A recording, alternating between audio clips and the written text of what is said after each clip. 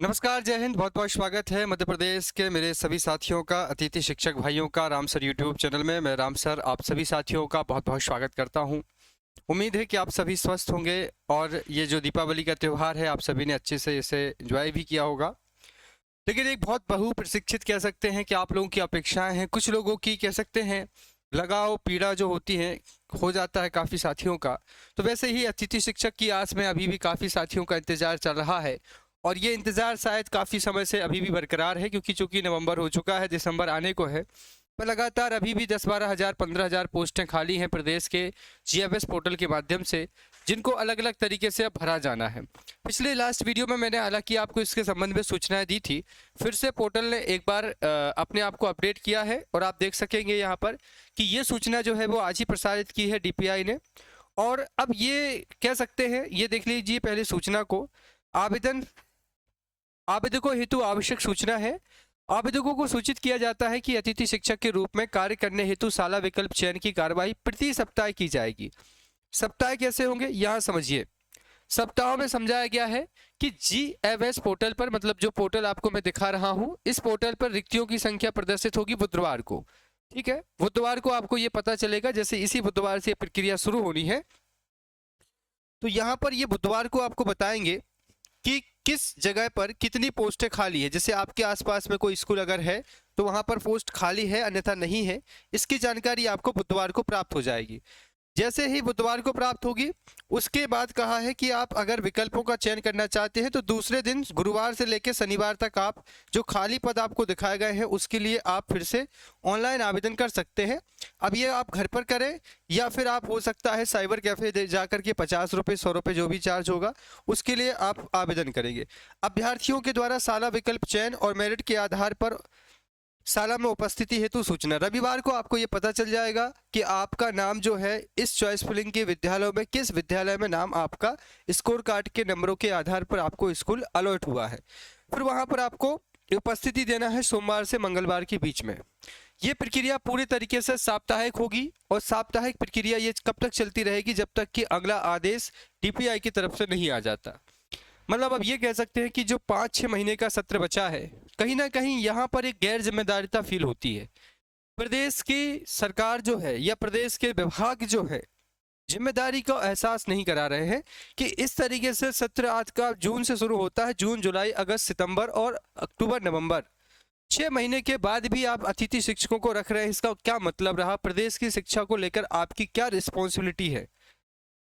अगर यहाँ एक अतिथि शिक्षक 6 महीने से बेरोजगार है तो उसको कौन मानदेय दे रहा होगा उसकी आर्थिक स्थिति को लेकर के?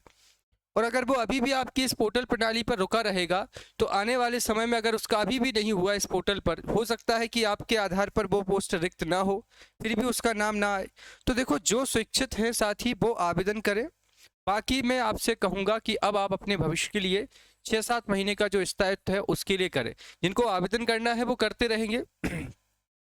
अन्यथा आपके पास में अगर बेहतर विकल्प है कि आप वर्ग 3 की तैयारी कर सकते हैं तो वर्ग 3 की तैयारी करिए। ठीक है, वर्ग 3 आपके हिसाब से बेहतर है अगर, क्योंकि अभी आपके पास में समय है। वर्ग 3 आ चुकी है, वर्ग 3 का एग्जाम है। ठीक है, वर्ग 2 के लिए आपके पास समय है।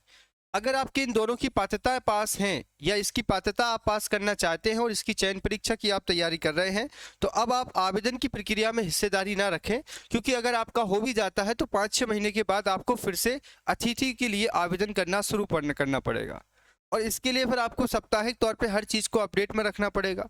तो जो साथी अब आगे अगर उनके पास कोई बेहतर विकल्प नहीं समझ में आ रहा है तो वो आवेदन कर सकते हैं, उनको पता होगा कि कैसे क्या प्रक्रिया होनी है।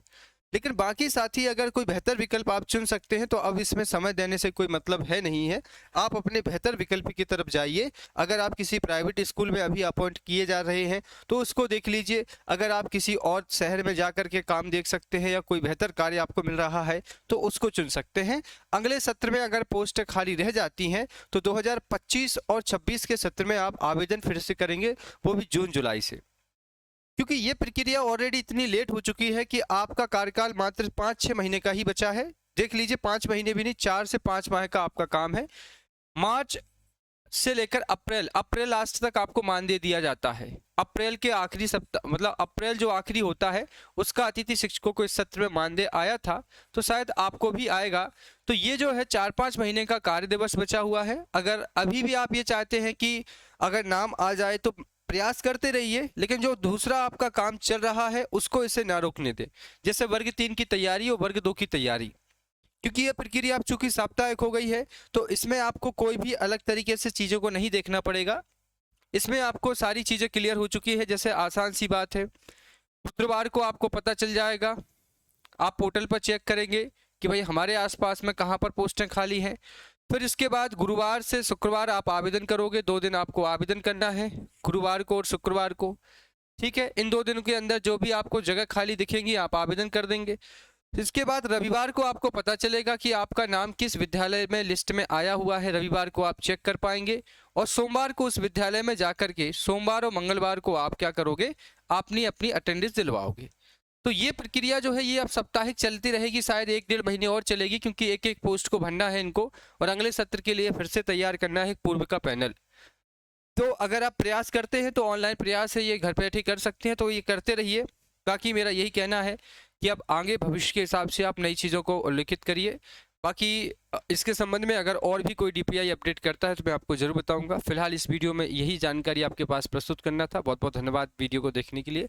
वर्ग 2 चयन परीक्षा की तैयारी करिए, और अगर आप तैयारी कर रहे हैं तो रामसर इंदौर एप्लीकेशन को आप डाउनलोड कर लें। रामसर इंदौर एप्लीकेशन पर आप सभी को कोर्स उपलब्ध है, बहुत ही कम प्राइस पर उपलब्ध है। ठीक है, साथ ही साथ अगर आप घर पर नोट्स बुलाना चाहते हैं तो हार्ड कॉपी में आपको नोट्स मिल जाएंगे। हार्ड कॉपी मतलब आपके घर पर पोस्ट ऑफिस के माध्यम से इस नंबर को स्क्रीनशॉट ले लीजिए। 799 की प्राइस में चयन परीक्षा के कंप्लीट नोट्स आपको उपलब्ध है। तो आप सभी रामसर इंदौर एप्लीकेशन को एक बार डाउनलोड कर लें और इस नंबर पर मैसेज करके नोट्सों को चयन परीक्षा के किसी भी विषय वर्ग 2 के, वर्ग 2 और वर्ग 3 दोनों के ही आप अपने घर पर बुला सकते हैं। ठीक है साथियों, तो बहुत बहुत धन्यवाद वीडियो को देखने के लिए। बहुत बहुत आप सभी का आभार। जय हिंद, वंदे मातरम।